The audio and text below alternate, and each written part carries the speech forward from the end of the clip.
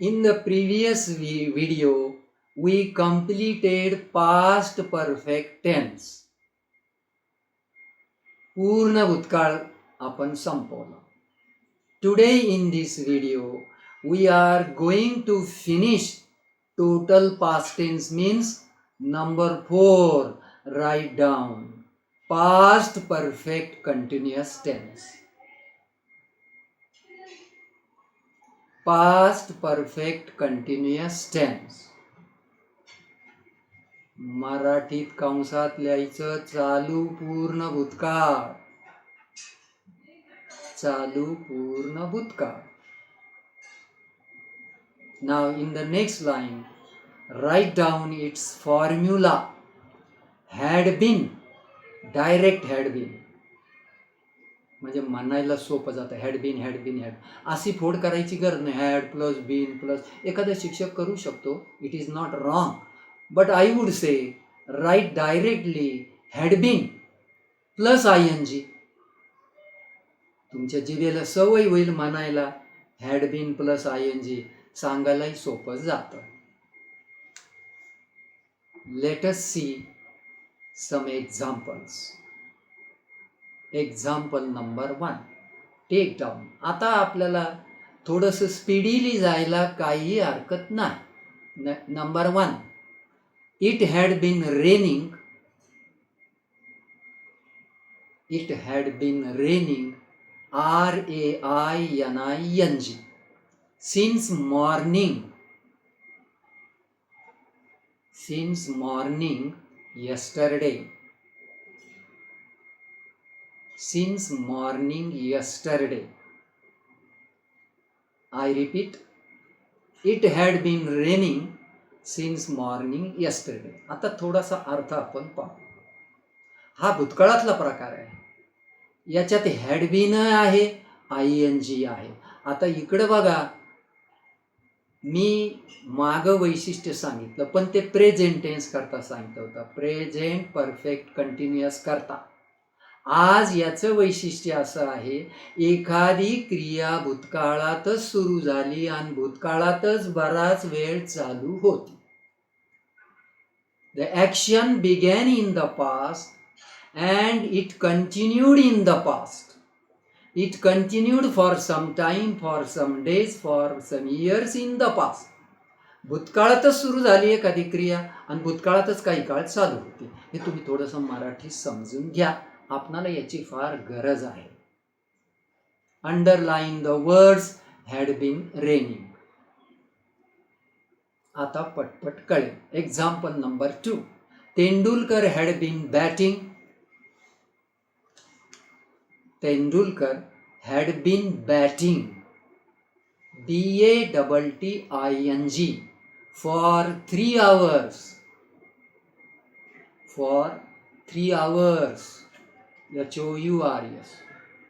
आता हे एक्झाम्पल पहा म्हणजे तुम्हाला आयडिया आहे. आपण असं समजू, काल तेंडुलकरने बॅटिंगला सुरुवात केली आल्याबरोबर आणि मग 9ला सुरुवात केली तर तो 12ला आऊट झाला. म्हणजे त्याने 3 तास बॅटिंग तो करत होता का नाही, पण करत होता म्हणावं लागेल. मराठीत अर्थ असा होईल, तेंडुलकर 3 तास बॅटिंग करत होता. काल 9ला सुरुवात केली, 12ला संपवलं. भूतकाळामध्ये 9ला ॲक्शन सुरू झाली बॅटिंगची, 12ला संपली. नीट 12पर्यंत चालली, हे लक्षात घ्या. Underline the words had been batting. Example number 3, I had been reading this magazine. I had been reading this magazine. MAGAZINE. Magazine. अर्थ कळतो ना तुम्हाला? सोपा आहे. मी हे मासिक 3 तास वाचत होतो. आता हे भूतकाळातलं आहे, वर्तमान काळाची काही संबंध नाही. हॅड बीन ऑलरेडी देअर ना. मग 3 तास वाचत होतो कधी? परवा, सोमवारी, मंगळवारी, गेल्या वर्षी. काय हे आपल्याला घेणं नाही. अर्थ तुम्हाला कळाला. भूतकाळात क्रिया सुरू झाली वाचायची, दीर्घकाळ पुढे चालू होती. Example number 4, You had been waiting. Sorry, you had been watering. You had been watering. watering. Watering the plants in the garden. The plants in the garden. अर्थ पाहूया. बागेतल्या रोपट्यांना तुम्ही पाणी देत होता किंवा तू पाणी देत होता असाही अर्थ होतो. पण ते कधीतरी भूतकाळात सुरू झालं आणि पुढे चालू होतं काही काळ. हे लक्षात ठेवा. Underline the words had been watering.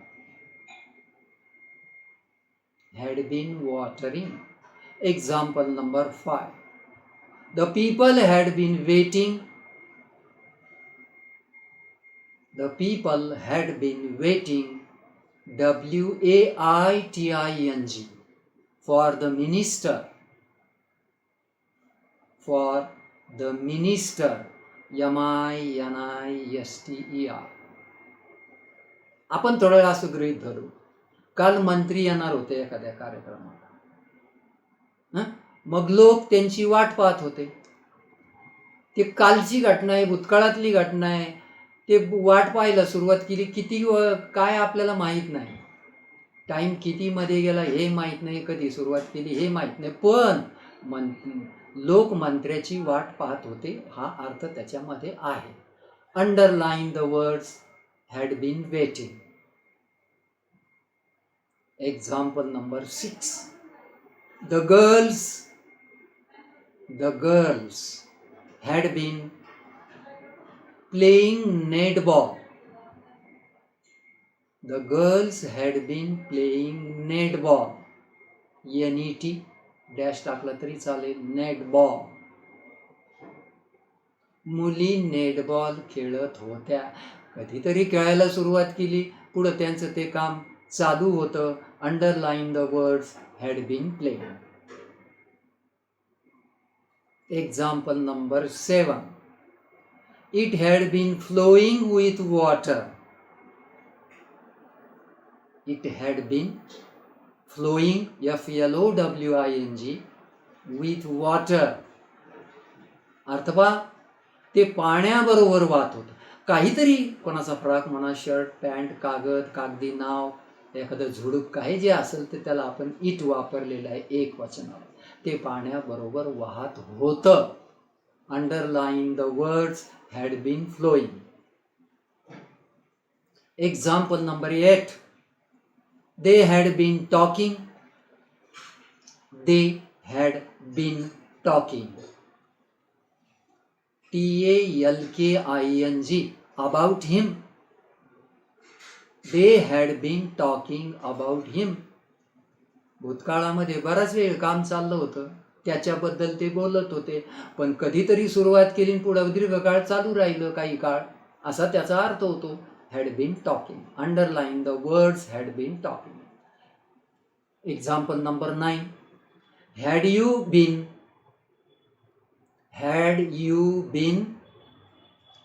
reading the news? Had you been reading the news? Question mark.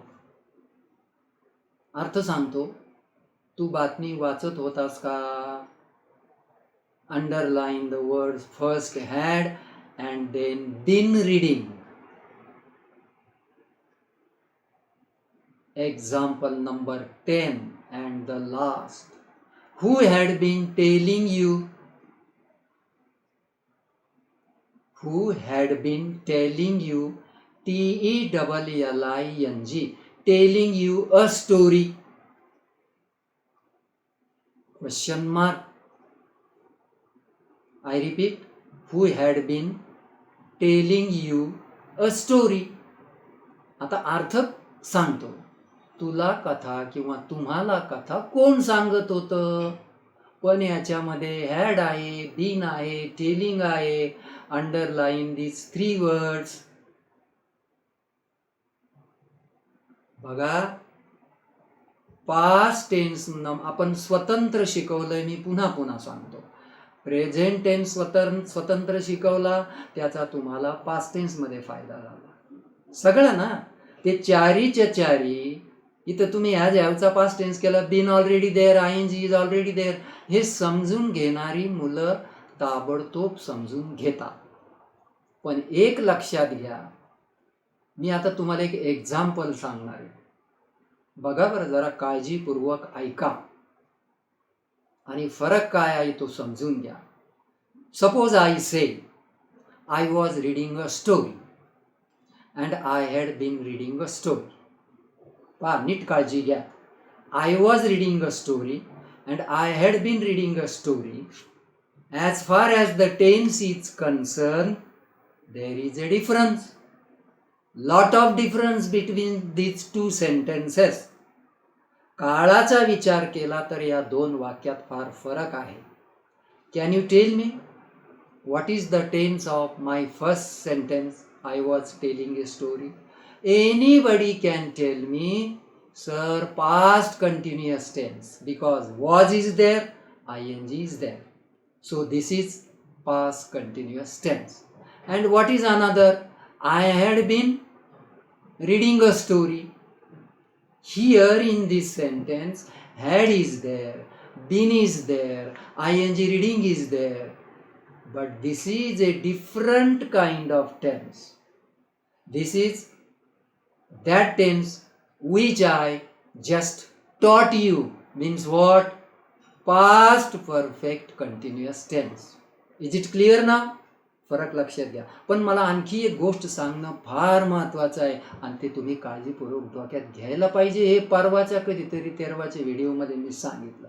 आता बघा, एखाद्याने जर भाषांतर विचारलं, I was reading a story आणि I had been reading a story, याचं मराठीत भाषांतर सांग. बाबानो, काळ जरी वेगळा असला तर भाषांतर एकच आहे आणि भाषांतर ऐका. मी कथा वाचत होतो, पहिल्याचं भाषांतर तेच आणि दुसऱ्यांचं भाषांतर तेच, I had been reading a story, भाषांतर तेच होणार, काही फरक नाही. मी कथा वाचत होतो, मी कथा वाचत होतो. पण काळाच्या दृष्टीने there is a lot of difference between these two sentences and try to understand this. आणि हा फरक तुम्ही लक्षात घेतला पाहिजे, कारण मराठीमध्ये वेगळं भाषांतर करता येणार नाही, इंग्लिशमध्ये काळ वेगळे होतील, भाषांतर एक होऊ शकतं, त्याच्यामध्ये फरक पडणार नाही. Now I have finish two tenses, complete present tense means including all four subtenses. Past tense including all four subtenses. म्हणजे आता तुम्हाला 2 काळ मी पूर्णपणे शिकवलं आणि जाता जाता तुम्हाला इतर ठिकाणी कुठे उपयोग होणार आहे याची थोडीशी हिंट तुम्हाला मी दिलेली आहे. त्यामुळे तुम्ही असं समजायचं नाही, सर हे फार असं होतं आणि फार तसं होतं, नाही. जो विद्यार्थी असं करेल, ऐका, त्याचं नुकसान करेल. In the next video we shall begin with separate future tense. भविष्यकाळ आपणाला पाहायचा आहे. Again we will have to learn 4 subtenses. त्याच्यातले परत 4 जसेचे तसे उपप्रकार आहेत, ते आपल्याला उद्याच्या व्हिडिओमध्ये पाहता येणार आहे. मला वाटतं आजच्या करता एवढं पुरेसं आहे. मी या ठिकाणी थांबतो. ओके.